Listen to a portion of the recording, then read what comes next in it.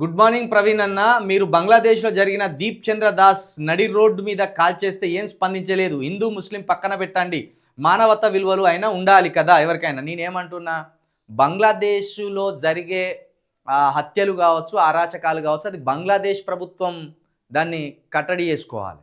అక్కడ శాంతి భద్రతలను ఆ ప్రభుత్వాలు పట్టించుకోవాలి.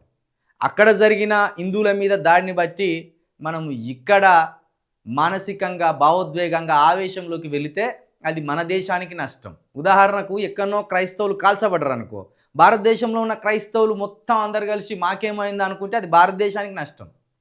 కాబట్టి అది ఏ దేశానికి ఆ దేశానికి సంబంధించిన సమస్య.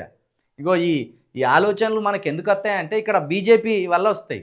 బంగ్లాదేశ్లో ఉన్న హిందువులకు మనకేం సంబంధమే నాకు అర్థం కాదు. వాడో దేశమే, మనమో దేశమే.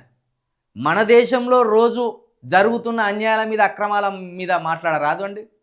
నేను మొన్ననే మాట్లాడినా, మీరు చూడలేదు కావచ్చు. హిందూ అని ఎందుకు అంటానో అక్కడ ప్రత్యేకంగా బంగ్లాదేశ్ హిందువుల మీద అని ఎందుకు అనవలసి వస్తుంది అంటే ఇక్కడ ఉన్న హిందువులను సెన్సిటివ్ చేయడానికి కదా. అక్కడ ఆ దేశంలో ఒక మతానికి సంబంధించిన వాళ్ళ మీద జరిగింది, అది వాళ్ళ సమస్య, మన సమస్య కాదు అది. కాబట్టి మన హిందువులకేం ఇక్కడ అన్యాయం జరగలే. కాబట్టి దాన్ని మీరు అర్థం చేసుకోవాలి.